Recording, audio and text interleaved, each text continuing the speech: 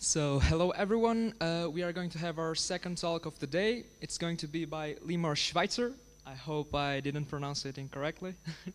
And Limor was born in the United Kingdom, and he's lived in Israel, Italy, and currently in Portugal. He's founded many startups, and two of them have their research and development teams in Cascais. And they are working in robotics. And today Limor is going to talk to us about how the world is going to be shaped by the evolution of robotics and automation. So help me welcome Limor, okay?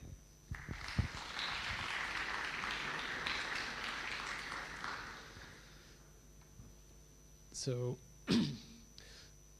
so my latest startup is called Move AI, and we are developing a sort of operating system for robots. If any of you is familiar with ROS, Robot Operating System, then send your CV, because we are recruiting.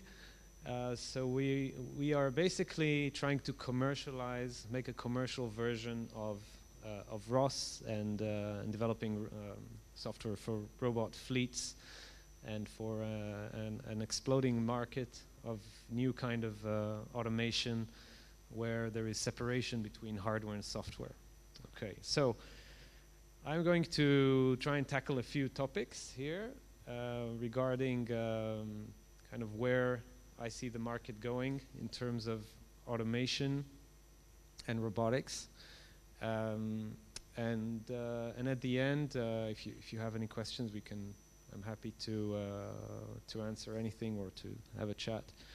So, when we think of robots, typically we will think of Star Wars or Boston Dynamics, where the robots they look like animals, or they look like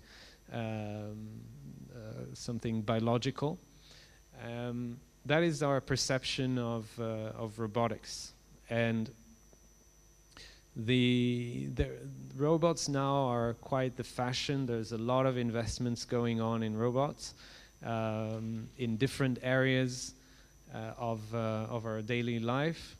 Most of it is sort of is hidden. We don't really see that around us. Maybe the Roomba vacuum cleaner or something, but there's more and more robots and automation performing jobs in not just in traditional industry, but also other areas like inspection with drones and different forms of cleaning. We'll look at a few areas. So robotics historically, or when we think of robots, we think of robot arms, but automation has been around for many years, since the 19th century, trying to replace cows and slaves with machines. The robotic arms specifically have evolved with the car industry. So the last 35 years, the evolution of the robot arm is symbiotic with the evolution of the car industry. Basically, the car industry is a perfect environment for the robotic arm. They wouldn't be able to produce 200,000 cars, perfect 200,000 cars in a matter of a month or 2 months, and be ready for a timed release without robotic arms, essentially. And this is happening in other areas of manufacturing, that basically robots are not just they're essential in order to scale. For example, Amazon, their picking operations, so they have 400 million SKUs, so 400 million types of items that Amazon handles. And they acquired a company that is called Kiva, which famously goes around and brings the shelves to the pickers, rather than the pickers having to go around and pick items. It's called picking, the act of taking something from a shelf and putting it in a box. So in Amazon, they took the existing framework with shelves, but they got the robots to move the shelves around and bring them to the picker. So the picker is just standing there, and magically the items come according to the order, and he just puts his hand out, picks an item, and puts it in a box. The hand is the only tool that is still essential in the operation. Is the only form of job security. Pretty much everything else is going to be automated. Amazon also launches every year campaign, a little competition called the Amazon Picking Challenge, where groups, typically academic groups from around the world, they compete on $1 million to try and pick items from a shelf, 12 out of 25 items, and just pick them and put them into a box. And the results are not spectacular at all. It takes like 20 seconds per item, where a person would take 2 or 3 seconds. So the whole act of picking is still in the realm of not quite there, but there's a lot of effort to get over that part. Everything else in the warehouse can be automated, and typically warehouse operations, they want to automate because they have to scale. Otherwise, Amazon will eat their lunch. Other areas of automation that nobody really usually talks about is farming. So today you can have 6 people producing milk for 2 million people. Without automation, that would be impossible. And we're very close to having farms that are completely automated, that the whole feeding, cutting, chopping of cows and everything is done without human intervention at all. And there's also other, hydroponic and 3D growing of vegetables. So automation is also hitting other areas of our life. For example, what's called home automation. It's been around now, the concept has been around for a long time, but now it's becoming more affordable and more accessible to not just technical people or people who can afford Bang & Olufsen. You can play around with home automation for nearly no cost, and it's becoming more affordable, and there is a lot of media attention to the word automation and home automation, and we see things like IoT. So IoT is another thing related to automation. So IoT, Internet of Things, the idea is that objects around the factory or around the house will transmit their status into the cloud. So for example, your refrigerator will tell the world about what's in the refrigerator, and maybe automatically the eggs will be replenished when there are no more eggs in the refrigerator. So that concept is very popular. Again, there is a lot of media attention to that concept of IoT. There's amazing forecasts talking about a growth of from today from $3 billion to $1 trillion within 5 years, or different speculations about how do you manage, or the technology that is required to manage the data produced by every washing machine and every kettle and every object around us. If they all transmit data, they all transmit their state of health, how is that going to be handled by the internet? So there's a lot of speculation, therefore a lot of venture capital that is put into technology around IoT and automating how we live by capturing the data, analyzing the data, preempting problems. Another area that is evolving around automation is natural language processing, which again has been around for about 30 years, but suddenly it became very relevant thanks to Google primarily, and then Siri, that suddenly you can actually talk to the device, and the device doesn't just understand sort of voice to text, but understands context, understand what you're talking about, knows you. Just like with Google, it started with the search. If you one of the things you've probably tried is you come one morning to Google browser, you type the letter A, and it predicts what you think. And in fact, I'm always terrified when I see new forms of advertisement that are targeting me, and I think, okay, what does he know that I don't know about myself? And so Google is able, by capturing data from billions of people, to actually understand what people want, what people think, and then the next step is taking voice, converting it to text, and doing the same prediction, the same ability to actually engage in conversation. And again, a lot of venture capital, a lot of speculative investments are going into this space. All of these are lists of little Siri with the 2 motors, little things that are or personify an entity that you can talk with, and with a little face and expression. So this is sort of an evolving market around natural language processing and robotics. In terms of automation, of course, you've got Alexa, where you tell things to the robot or to the computer, and then you can actually buy things or get things from Amazon. So that's an immediate monetization of that technology. And then there's home automation, where you can say, turn off the light, it's 5 o'clock unless I'm at home, unless it's September.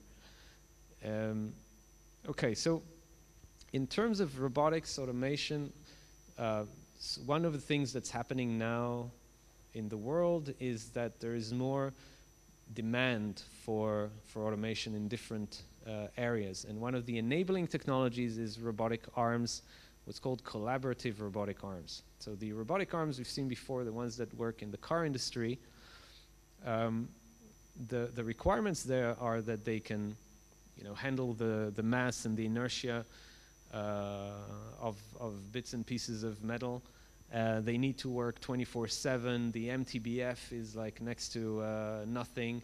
There's a 10-year return. The return investment is 1 year. So Volkswagen, for example, they decommission a robotic arm no matter what after 10 years. So imagine they're buying it and it's supposed to work for 10 years. So that world is limited to the car industry, maybe aerospace, but there are other areas that can benefit from the technology of robotic arms, but doesn't have those kind of requirements. So a company called Universal Robots, 6-7 years ago, they launched a relatively inexpensive robot arm for 25,000 euros that is not car industry compatible. So it only lifts 5 kilos, but you don't need to put it in a safety cage. The big robot arms in the factories, they are completely unaware of the environment. If you go there, there's a cage that prevents you from entering, but if for some reason you manage to get in, it won't even notice your existence and it will cut you up. These robot arms are what's called collaborative. So they have torque sensors on every joint, and they're able to know even if a feather touches it, it will stop. So the usability of the collaborative robot arm is way beyond just industrial context. The price now has gone down. I managed to get from Chinese suppliers like $12,000 collaborative robotic arms. There's a startup called Franca in Germany, 10,000 euro collaborative robotic arm. So really the prices are going down. Once it reaches a certain threshold, we will start seeing robotic arms like everywhere. In kitchen, in house, attached to different things to do stuff, not just repetitive, but to just do things a bit better or a bit more automated, or replace people in doing different things. So since you're students in technical, I can go a bit technical about the bottleneck in robotic arms, in industrial robotic arms, is something called the harmonic drive. It's this gear reduction. And historically it was patented in Japan, and then there's only like 2 or 3 companies that are capable of doing that level of precision machining of the reduction gear. Now there's a Chinese market, and you can get these harmonic drives down to like a few $100s. It used to be at least $2,000 or $3,000 per joint, and that's what was the bottleneck of the price. So in order to get that perfect motion of the robot arm without any wobbling, you need the harmonic drive. There are other tricks of doing it. Frank is using other forms of series elastic and other forms of tricks, but in the end, with the harmonic drive being dumped down to affordable prices, it means that you can get that level of precision much more affordable. And I'll talk more about what's going on in China. Another piece of automation that is really becoming more affordable is what's called AGV, Autonomous Guided Vehicle. So these are little self-driving cars that do useful things around the factory or around an operation. In this case, this is in CTT Correiros. It's our little AGV, and we are pulling carts around with incoming mail from Alibaba, which is the growth area of every postal operator. I discovered last year that the whole world of postal operators now, there's the couriers, DHL and UPS and FedEx, but then there is the traditional mail. So paper mail is a dying thing. There's hardly any left except for spam. But Alibaba is saving the day, basically, because people buy from China. It validates still the existence of postal operators. And of course Amazon, which is, they have mixed relationships with the couriers, and a lot of stuff is spilling to the postal operators. So now it's not just postal operators, but anything that involves pushing and pulling carts is an incredible world. There's in every form of operation, anywhere commercial, you will see carts being pushed by people. Royal Mail, for example, has 500,000 metal cages. I met the guy who sold them, 500,000 over the last 15 years. And these metal cages are being pushed daily by people. That's their job, is to push carts. So this is where automation comes in, not just to replace people and take their jobs, but really to make things much more efficient and much more reliable. And these robots are now down to like $15,000, so very affordable. All right, now let's look a bit about certain things that are enabling this technology to becoming more and more affordable. One of the things is localization. So every robot needs to know where he is. It's one of the biggest challenges. Moving robots, there is no perfect technology for localizing. We humans and animals, we do it pretty well. We look around and we understand three-dimensional world, and we are able to know where we are in relation to space. But for a robot, it's a big, big challenge. And one of the more interesting ways of knowing where you are it's called visual odometry. It's taking the camera feed and being able from the camera to reconstruct the 3D world. And then once I have a 3D map of the world, I know where I am in relation to that map. So visual odometry has been for years an academic exercise, working more or less. But it so happened that that augmented reality now has become like the hottest thing in mobile technology. And augmented reality requires visual odometry in order to function. So when you, the way it works in what we're looking at now is a transition from the paradigm of the handset to wearing these glasses where you are essentially interacting with the environment in different ways, not necessarily through a phone, a handheld phone, which is backwards compatible with a 19th century technology of point-to-point connection with analog voice. The idea is that augmented reality will be the next version of a phone. And for augmented reality to work, you need visual odometry. So all the big guys, Samsung and Nokia and everybody who's in the world of mobile phones is working on making these algorithms that allow you to do visual odometry. They're putting it into the hardware. And by doing so, it commoditized that algorithm. So if we look at the past, things like, the stereo used to be an analog thing, or music used to be analog. Then by digitizing it, the digitization came to be because suddenly there was a market for digital music, and then now nobody thinks about it, but it's part of every CPU. You have a DSP, something that deals with signal processing for the purpose of making the sound sound better. Same thing is happening with visual odometry. It's becoming a commodity API for virtual reality and augmented reality application, and it means that robots will be able to self-localize without, today you need an i5 Intel computer to do this kind of stuff. A couple of years, it will cost you nothing. Another algorithm that is required for robots is artificial neural networks, where happens to be a really good algorithm for object identification, for recognizing things.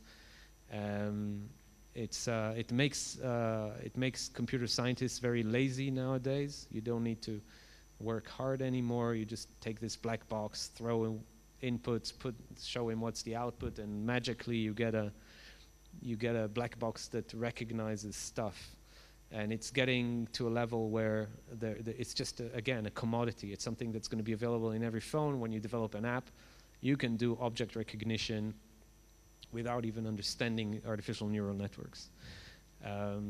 Artificial neural networks have been around for 35 years, but they were sort of an academic exercise until suddenly, face recognition became important. And then now with augmented reality, the idea is to tag the world. So you walk around, and the computer just shows you annotated world. This is a chair from IKEA. She's called Julia, and he's not your friend. And so that's the new world of augmented reality, which happens to need the artificial neural networks, and therefore the robots will benefit from it. So that you don't need an i5 computer anymore to do this real-time object identification.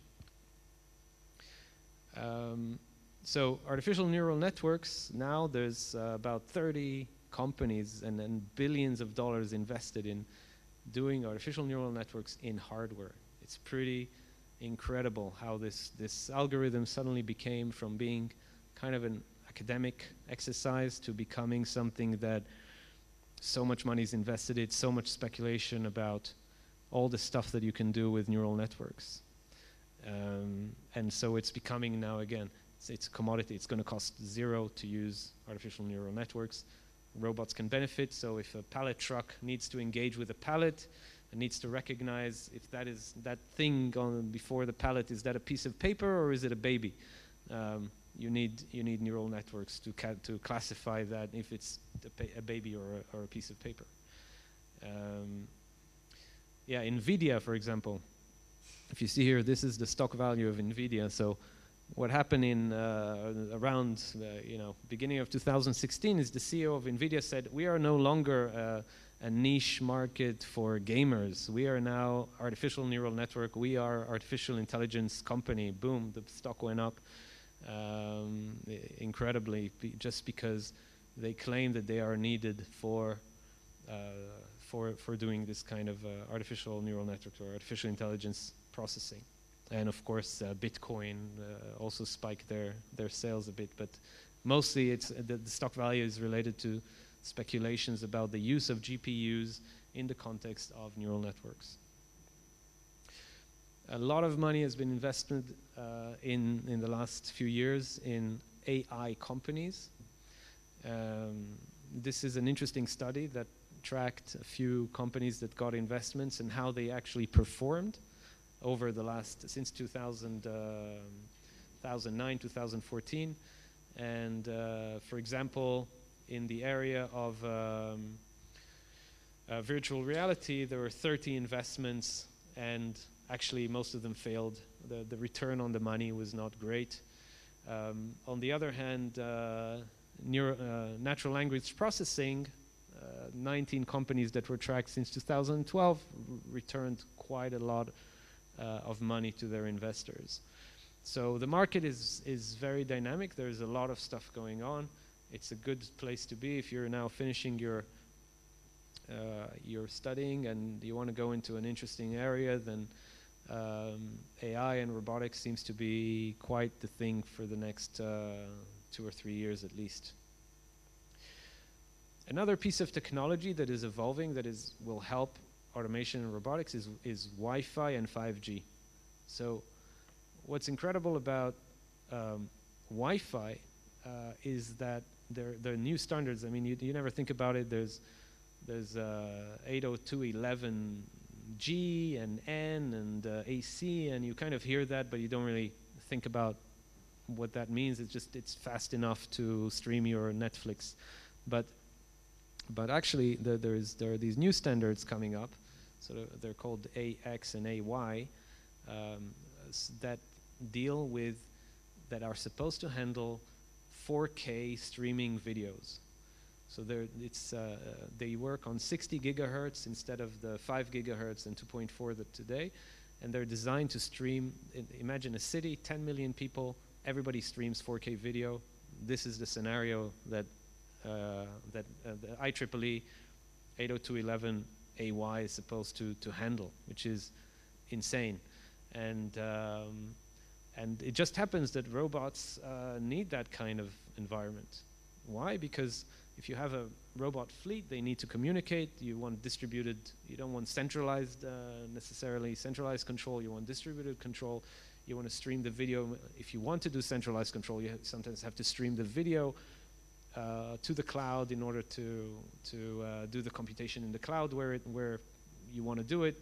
But on the other hand, this contradicts what I just said before, that the computation can be done very affordably on the robot. So but there are options. It means that over the next 2-3 years, either cloud computing, cloud robotics, or onboard computing, either way you win, because it's going to be cheap, and it just happens the world is evolving towards enabling the robotic technology without needing the life cycle. The robot sort of, normally in the market you have to wait until you have this perpetuating life cycle of products in order for the technology to evolve. That's why automation technology hasn't really evolved a lot in relation to what's happening, let's say, in the mobile world or in the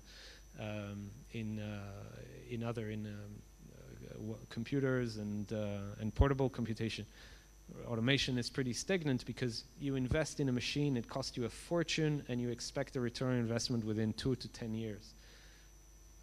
Now we have technology that is riding the wave of this 6-month evolutionary exponential growth, mobile world, and it just happens that it works in favor of the automation and robotic world.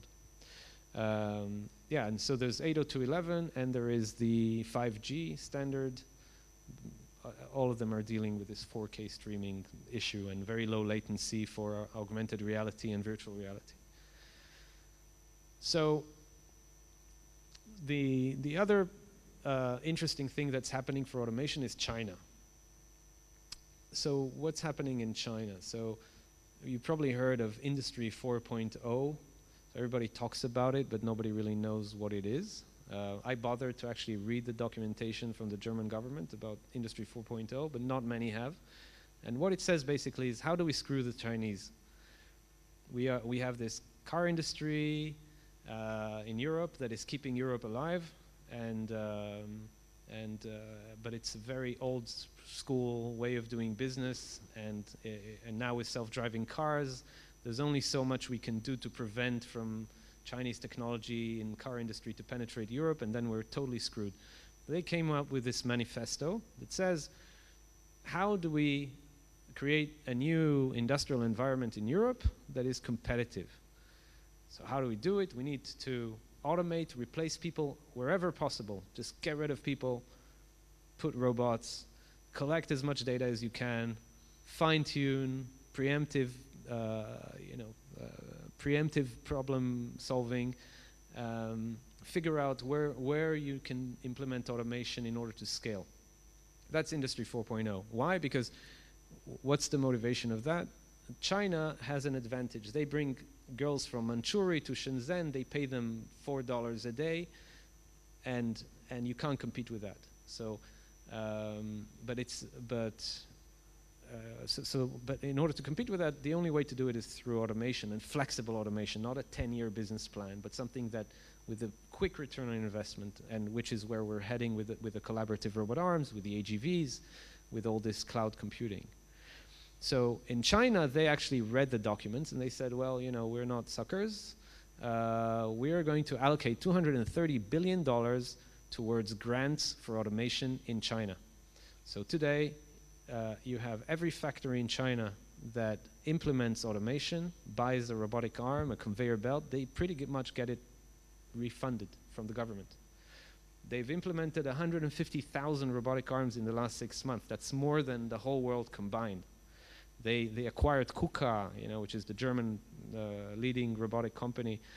They are producing so many robots in China that they are completely uninterested in the rest of the world at the moment. There's 3,000 startups. What you see here in the video is a interesting company I've been in touch with there. They are making a collaborative robot arm, and which is about, they sell it for about $12,000, and that's on a little AGV, and it's working in this like dirty little factory, just moving things from one production line to another.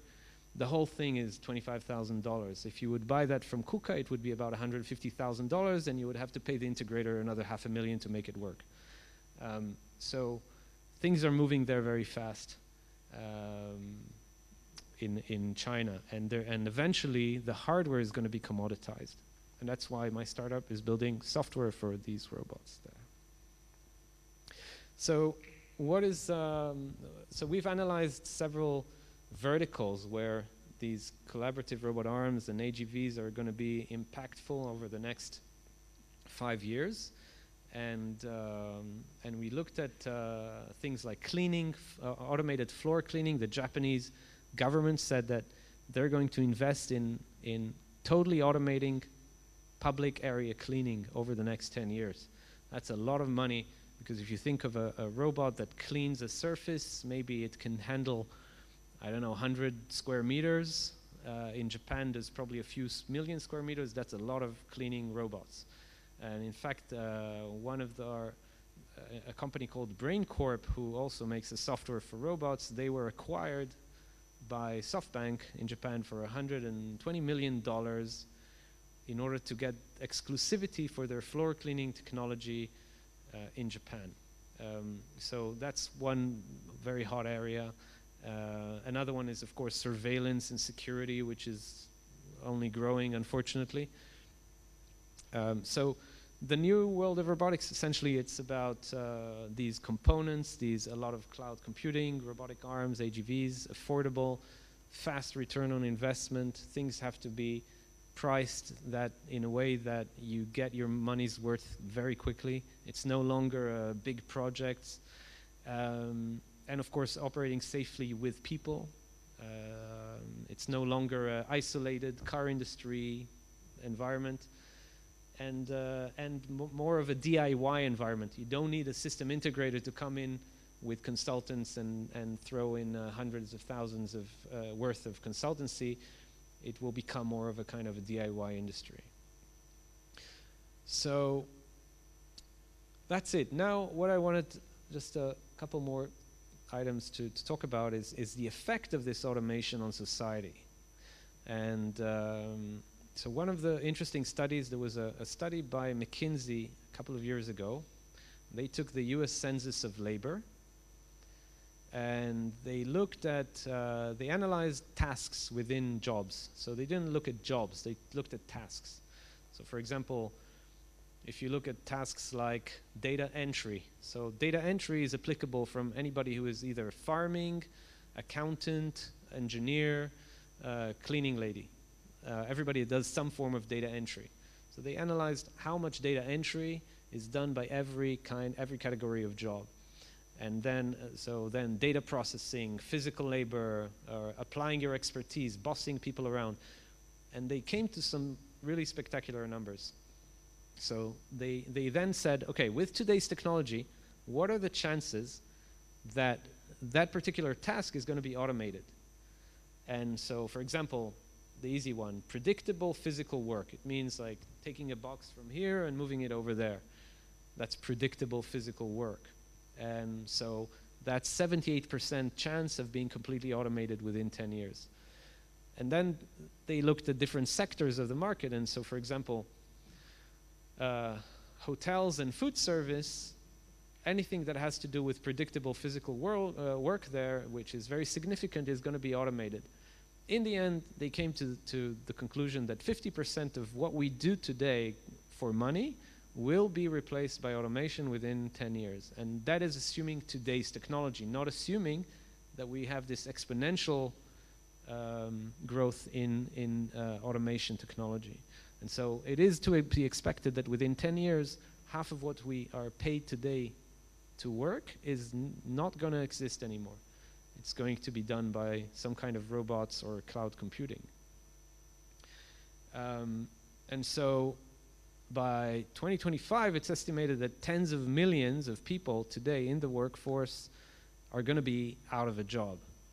And this has never happened before. So some people, oh, it happened in the Industrial Revolution. It happened in different stages of, inventing different kind of technology. But the problem is that with that theory is that never in the history of humanity we've replaced the brain.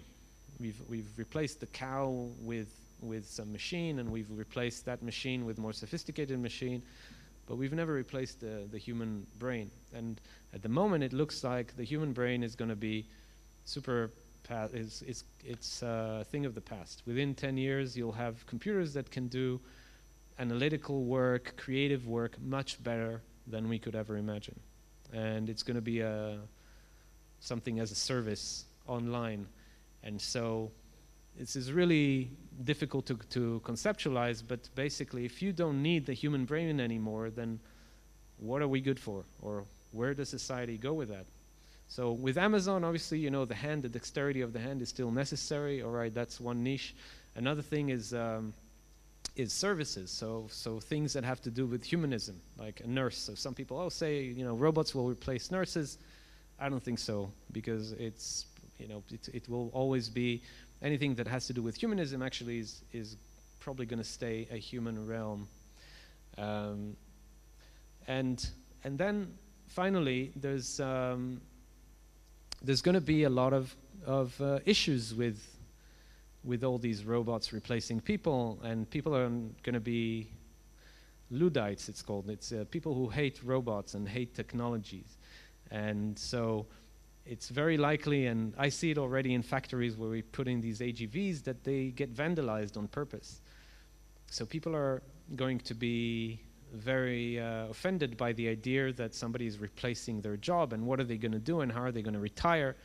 All these concepts from the really after getting rid of the kings and getting rid of tyrants, we've created a world which is more socialist, a bit more, there's a bit more security, safety, health. But in this new world where the human brain is being replaced, we have a serious issue.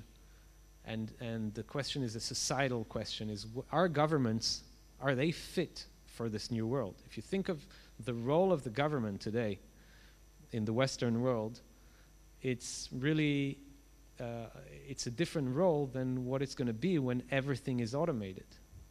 So if you think now, if you're, students and you want to change the world, you have to really look at who's to blame and who are the bad guys. And the bad guys are governments. There's, in every scenario, if you ask my kids, like, who are the bad guys, they'll always say it's government. Daddy says it's government. Because governments work against interests. In a world where everything is automated, where you don't need labor, then what do you do? I mean, how do you collect taxes? How do you enable retirement? How do you deal with all these issues? And there's a lot of debates going on. If you look on Wikipedia on e-government and e-democracy, there's really some interesting debates going on, and this is not theoretical. This is sort of relevant to within the next 10 years. So, for example, tax collection is seen as something that is going to disappear, because right now there is something called technological deflation. There's an effect in the world where printing more money doesn't create deflation. Historically, every currency tries to keep a 2% inflation per year. That's kind of the healthy golden standard. problem, it's not working anymore. Most of the big currencies, they print and print money and it doesn't work. And they don't create deflation. Nobody really knows why this is happening, but it's a global phenomenon. And they're spending money. China has spent $1.5 trillion over the last 3 years outside of China. And so the whole idea of taxes needs to change. The other thing is leadership. The notion of leadership is a pre-AI concept. If you think in the world of AI, true altruism cannot be done by a human. But you can create altruism in artificial intelligence. You can create an environment where the decision of what to do with the money, or how to govern, how to deal with spending the money and ensuring life quality and ensuring happiness of the constituents can better be done by artificial intelligence rather than by humans. It's been a failure for the last 10,000 years, trying to get humans being in charge of other humans. Especially in a world where everybody is unemployed, and the whole idea of numero contribuente, you know, what is contribuente to what? What are we contributing for? Then there's talk about universal basic income.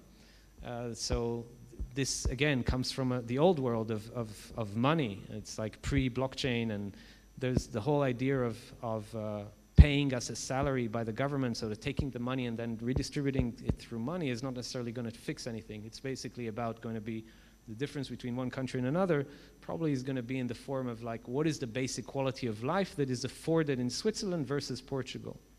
Because the basic quality of life, which today we already have, I mean, healthcare, some food and some housing is given today, but we just call it charity, or we call it subsidy or something. But it should be, it's a standard of living. So this is food for thought with this new world of automation. How is society going to look?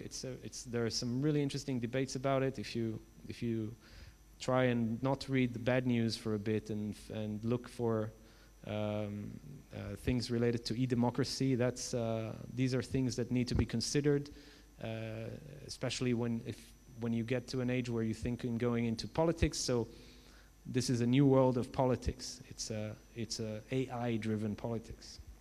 So that's it. I'm done. I've got one last thing to show you, which is a dancing robot. Now, let's see if it works here.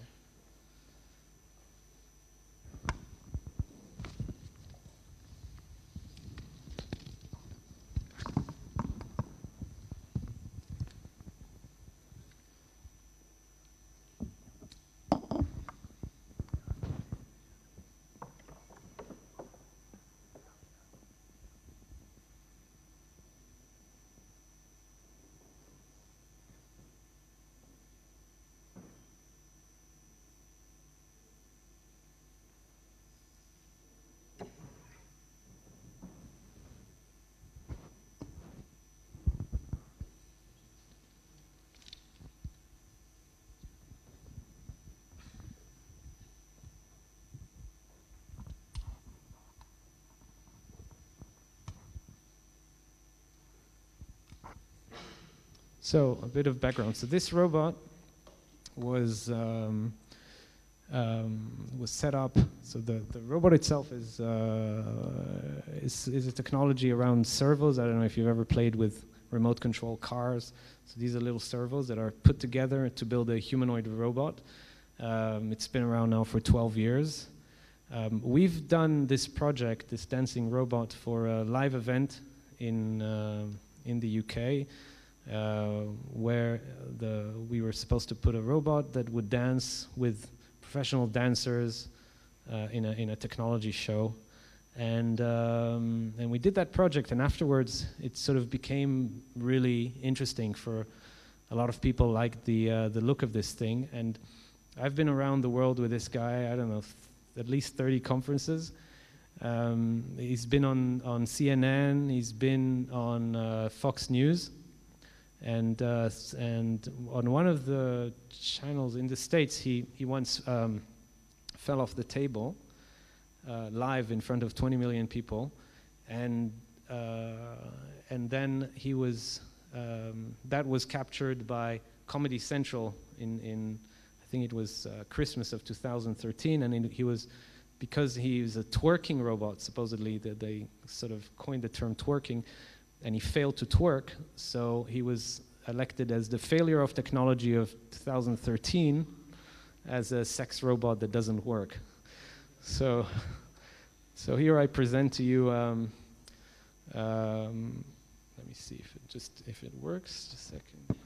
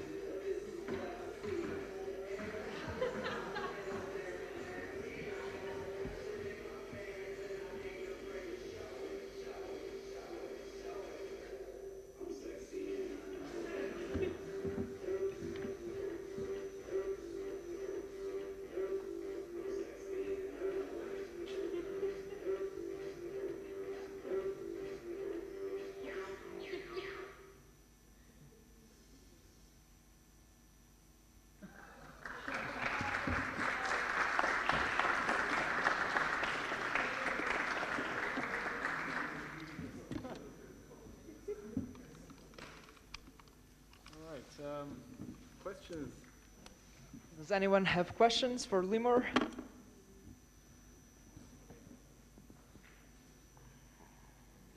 No one? Okay.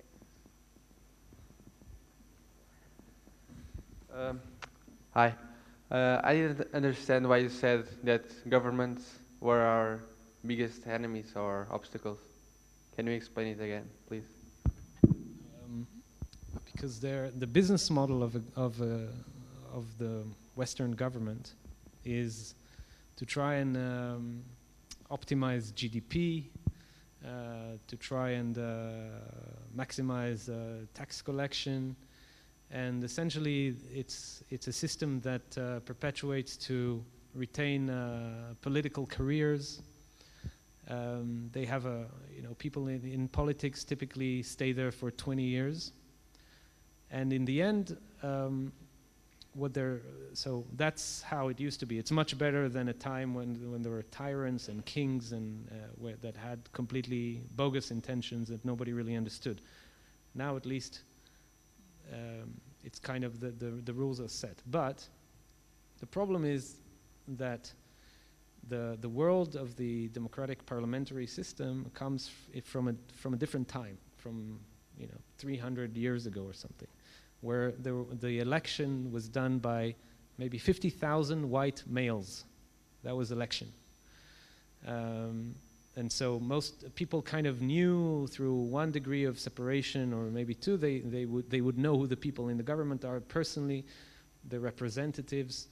And today, of course, you know, in a world where you've got elections of 200 million people, to elect a person doesn't really make sense. So that's claim number one. It's like, if you look at what are the list of things that matter to you in your life, you know, you make a list of the 100 most important things in life, and you see what your elected government is doing. Are they representing your opinion or not? You'll see that very little is representing your opinion. That's the situation. But in today's technology, there's no reason not to do a more direct approach, which is like, okay, you really care about dogs and I care about nuclear energy. Why should I elect that girl because I like her hair? So today the election is really nothing to do with representation. Now, in a world where more and more automation is coming, people don't have the same kind of this idea of jobs and paying taxes is. So today already we have a lot of unemployment. So when we say unemployment, it's a negative thing. But think of a world where half, you know, 2/3 of the people are unemployed, then it's no longer a negative thing. And so the government's role is really to manage that kind of situation in a very complex scenario where people are much more educated and people want to be more involved in the governance. Today there is this separation. There's a few thousand people up there that control your life. You have very little to say unless you get directly involved. Why should you not get directly involved? The technology is there. And then, okay, at some point, I don't need your opinion anymore because I've gathered, Google knows already to predict my opinion, right? So I don't need my opinion anymore. So AI is able to forecast already the public opinion. And so that's where it should be heading. There's like our opinion, but eventually it's automated. And then the decision making in terms of how to spend money, also, why should it be a guy that is in charge of a few billion euros of spending money on whatever?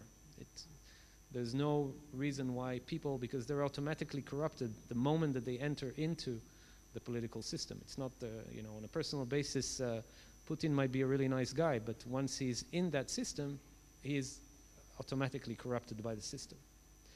So, and AI or you know, IT in general is something that governments are avoiding. Like there is hardly any, you know, there's big projects on transparency, but in the end, it's about replacing the current framework with people by more and more IT and more influence of people into what to do for the things that affect their life.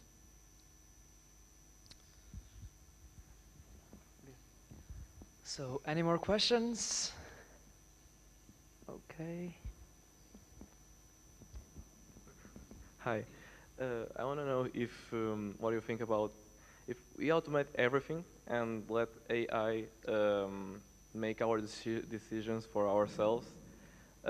What's the use of researching and pursuing knowledge in the future if we delegate everything to some machine?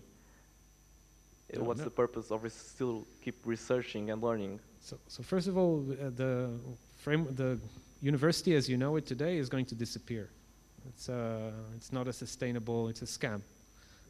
You're being taught stuff that is not necessary for your life, and I mean, it's really more and more, you can see it, like if you look at what's happening in the States with online universities and degrees that are more of a la carte, like you decide what you want in order to define what it is that you're going to do. The idea of university learning is, you think of it as a lifelong learning. You don't go to university and learn. You basically subscribe to a certain path, and then you are able to keep on learning because you don't really need to work for money. So the research is done as part of so what we call today research. There is going to be more and more people who follow that kind of lifestyle of being in an intellectual fairy tale, Harry Potter, and researching things that are more exotic, because the practical stuff will be solved by AI. AI is going to be a tool that helps you to, like today, you wouldn't think of doing a complex differential equation without MATLAB. So in the future, you wouldn't think of doing any form of research without AI. So the role of the researcher is going to change, and the way that we study is going to be more and more about specializing in areas and lifelong learning, and rather than having a kind of a degree as a stepping stone towards getting a job and then progressing within the job. Thank you.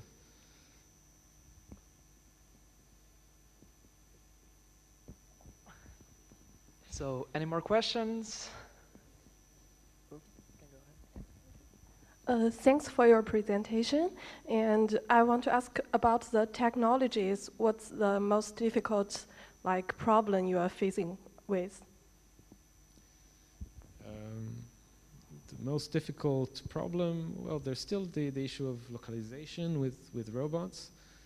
And there is, reliability, I guess, of a lot of these. The robots are, the car industry has evolved and the aviation industry has evolved in 100 years, and so there's constant evolution and fine-tuning and very quick life cycle.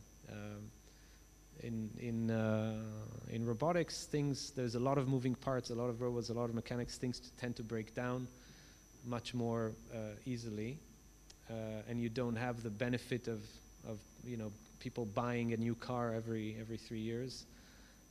So that's a challenge. Is the mechanics of things being more reliable in robotics. And in terms of algorithms, right now, the scope of AGVs and collaborative robotic arms, in terms of algorithms, I don't see a big hurdle at the moment, because the requirements from the market are very basic. The market is still not where the media portrays it. AI is not really needed in industry at all, almost nothing. So I think the challenges will show up as the market matures, and the use of automation will be more and more demanding. But it seems like right now the major algorithms are doing a pretty good job with the available computation power. Thank you. Okay.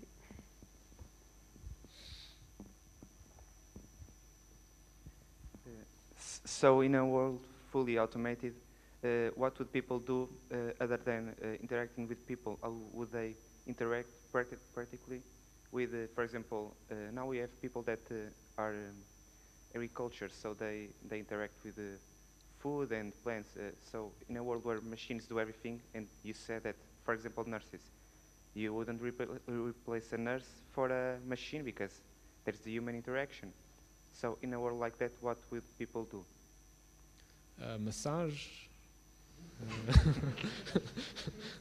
I don't know, play tennis. It's I think anything that has to do that we are in the end social animals, and so I think replacing that is not going to really happen.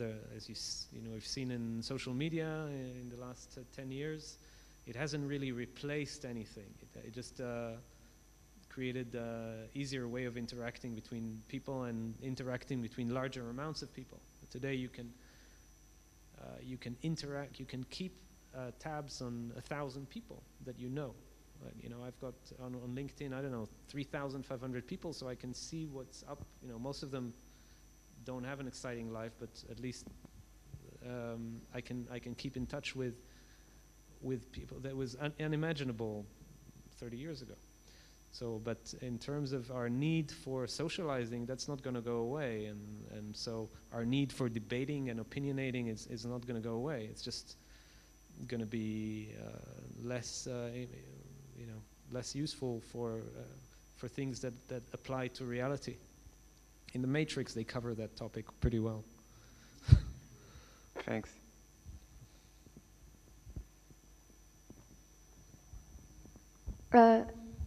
I found what you said really interesting, because most people believe that with the evolution of technology, people will lose the need to socialize and will become less sociable beings.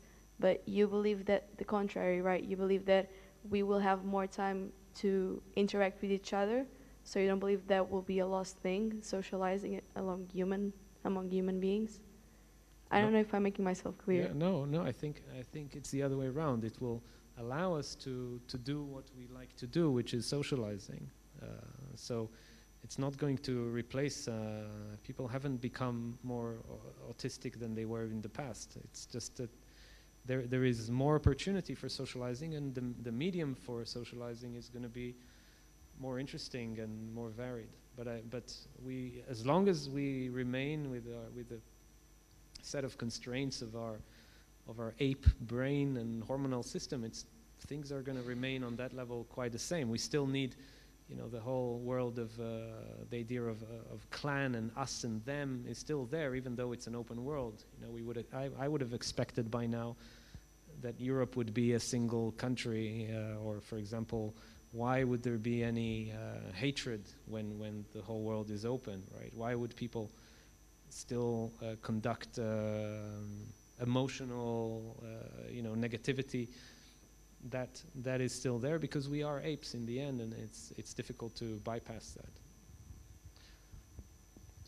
So we'll just have more time, and we'll be more educated towards a more social living in a world where the number of people is growing also exponentially, which is very scary. Thank you.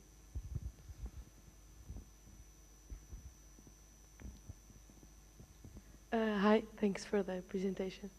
I wanted to ask your opinion on whether the gap between the rich and poor will, with the technology, because usually when there's better and more technology, only the rich people get access to it. And for example, this robotics, do you think that, at a world scale, what's your opinion on that?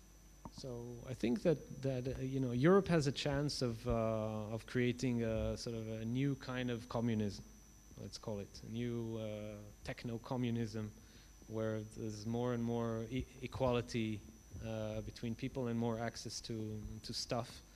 It's more of a cultural thing. America is the biggest problem for that to happen, because in the States you have they've created this glorification of money, and people that don't have access to resources are considered lesser beings. And so it's a culture of, today today in the Silicon Valley, and the minimal salary to exist is $200,000 for a single guy, and so because there is so much money needed to be spent, it's just a cultural thing that evolved there. On the other hand, I lived in the valley, and there was Palo Alto, which is the most affluent place on the planet pretty much, and then there was Highway 101, and on the other side you've got East Palo Alto, which is the highest crime rate in America, with poverty, below the poverty line. So, but the American culture sort of allows that and glorifies that kind of separation. Healthcare is, instead of the government, and back to the government, instead of the government owning the risk of people's health, they delegated the risk to insurance companies, to private insurance companies. And so that created a dissonance with the rest of the world that is usually socialist, where the governments own that risk. Military, so America is right now being disruptive in the sense that it's not allowing the rest of the world to converge towards a more egalitarian world, because they create, the medical world is a winner take all. You know how many new drugs are created every year? There's about like a handful. I was shocked, like 20, with hundreds of billions invested. It's because in America you have like this winner-take-all attitude to things, and risk, and diversification of risk, which is not right in a societal environment, because the government is supposed to take care of the constituents and not work against them. And so, but in Europe there is a chance. In smaller countries, Estonia, Switzerland, Singapore, it's likely that we're going to see this kind of evolution much quicker. And Africa, for example. or Latin America? I don't think so. I don't know. Because you need people that are homogeneously and culturally leaning towards that egalitarian system, and then you need a government that will allow for that kind of revolution to happen. And so in Switzerland, they already have like referendums every week. They already have this notion of the government. Nobody knows who is in the government. Nobody cares. It's a black box that works. That's the way it should be. Same thing, Singapore. So when you have that attitude, then it opens up the way towards more egalitarian system and handling the complexity of multiple opinions and multiple and people that work less and a government that's super efficient with less people, and instead of calling it unemployment or policeman or government employee, you say, okay, everybody's unemployed. Everybody is pretty much, and you either suck out of the public resources or you're a contributor. And so that's going to happen in smaller countries where there are not too many problems. But in South America, it will surprise me if it starts there. But on the other hand, Estonia, for example, they've done an amazing job in trying to think these things through. You can do pretty much any government-related stuff through an app today in Estonia. In fact, you can become an e-citizen. You, as a Portuguese, can become an e-citizen in Estonia. They opened that up. They didn't think it through completely, but it's a very nice idea. So Africa, on the other hand, it's just this thing called culture that nobody quantifies, which is really critical. It could happen in Portugal. It depends on you.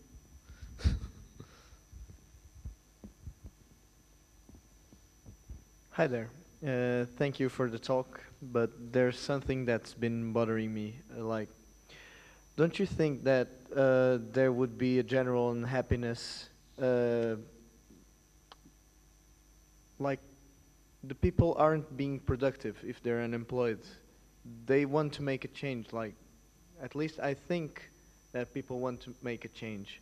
Don't you think that there would be a general unhappiness on the population? You have a way to change things, but you need to kind of play.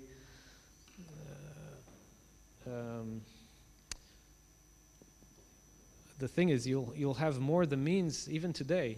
You have the means of going, within 2 years, becoming a tech billionaire. That happens today. It would never happen in the past. So you can change the world. You can create an NGO that impacts the world. You can the technology, the Silicon Valley attitude allows you to change the world very easily. So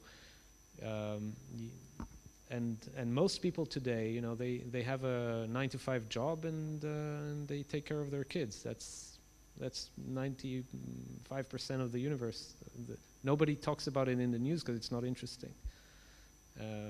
So happiness is not about necessarily changing the world. It depends on your individual. You need to build. You need to find what moves you, what is passionate towards you. I've seen a lot of young people sort of going completely off the track and not finding their way, and it's happening more and more. People exactly that. Today, their parents worked very hard. They left them money and house, and they don't need to do stuff, and they haven't figured out what they want to do, and they kind of live on the fringe. There is that kind of danger, but it's not something right now that is becoming a dangerous phenomenon. I think it's more kind of this intermediate generation, and people will find ways of being meaningful. Okay, thank you. Yeah.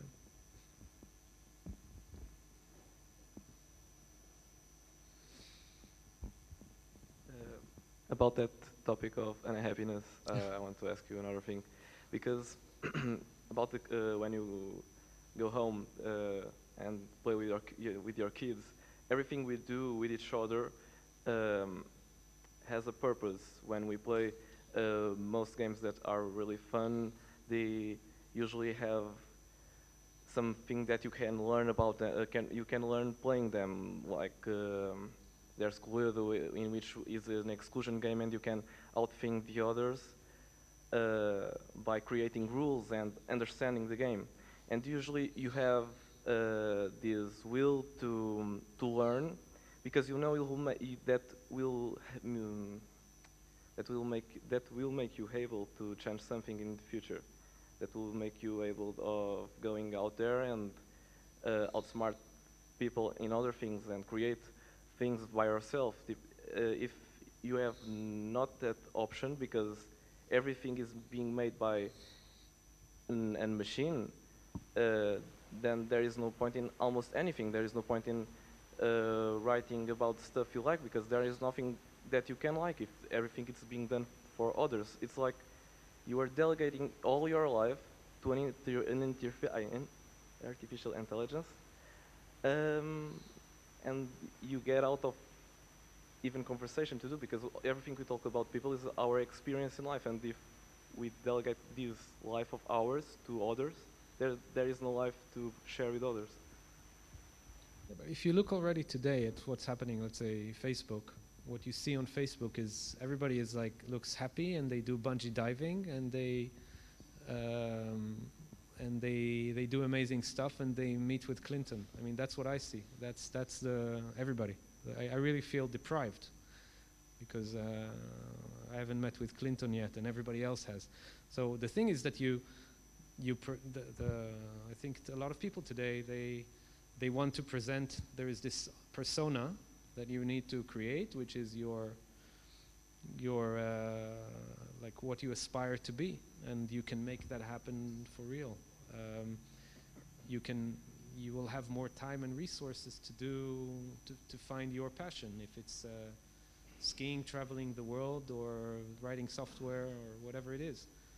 I don't think it's going to completely disappear. We already are living in a world that is very automated, let's say 1,000,000 times more automated than what it was 50 years ago, and we don't feel deprived. So yeah, there is that issue that the artificial intelligence suddenly becomes a viable companion, or viable like a person that you can talk with, or that can replace you. But you will find other ways of interacting with people, contributing, doing humanistic stuff, or working in science discovery, and using artificial intelligence to help.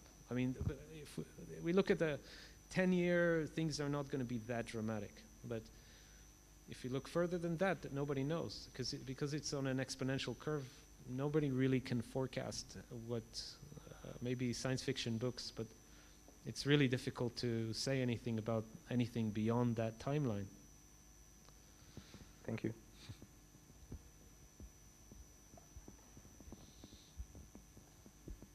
Hi, thanks for the presentation. I want to ask something regarding people with a lower gap of education, because in the near future, or in a certain future, repetitive tasks and jobs will be replaced with machines.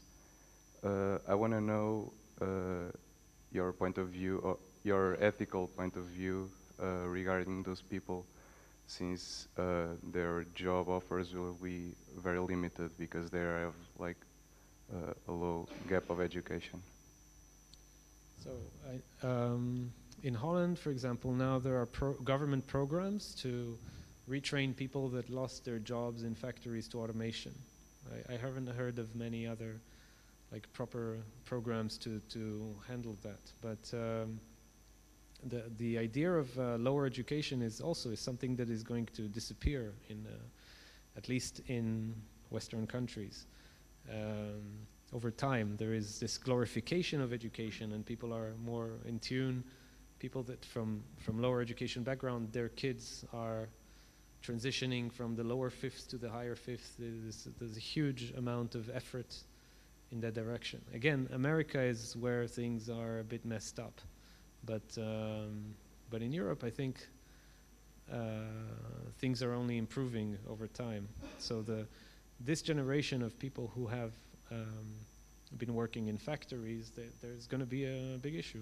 Taxi drivers, any form of driving is going to disappear within 10 years. And what are these people going to do? They're probably going to they're going to be retrained to do something else in the interim period. It's not clear. I don't have the answer. It's really not. There could be a violent revolution. There could be a violent repercussion. That's my biggest fear.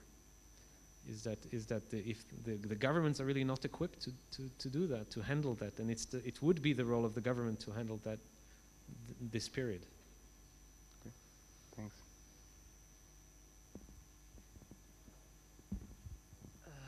Are there any more questions?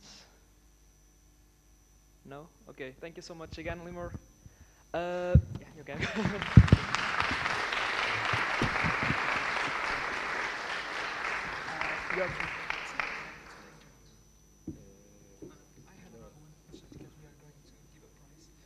Okay, so we are going to see who's the winner of the prize. Okay.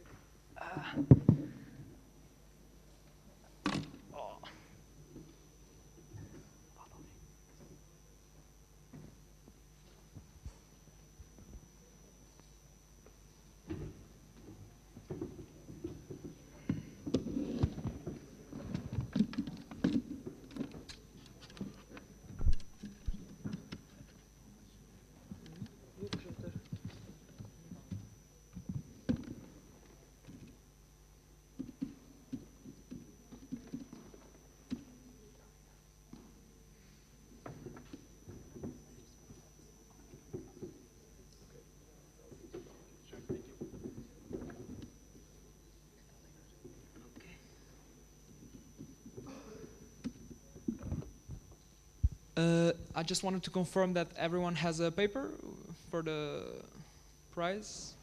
Yes? Okay.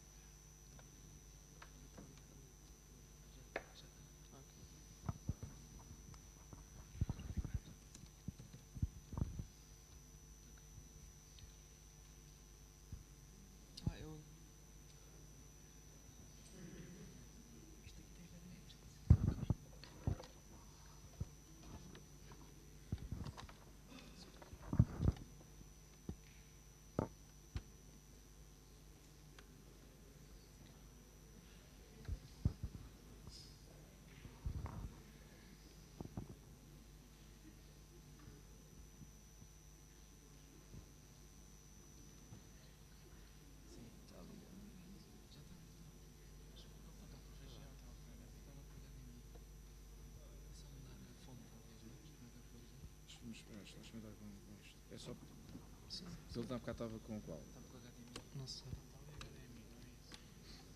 Deixa-me ver isto. É o contrário.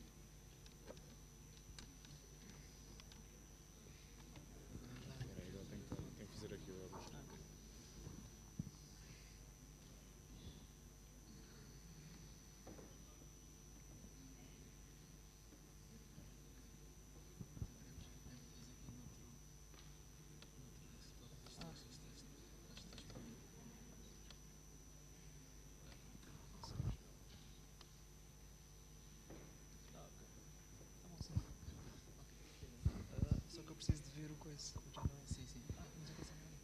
Okay, so all this trouble just for you to make sure that there's nothing wrong with the randomizing. Okay. So, number 35. Okay.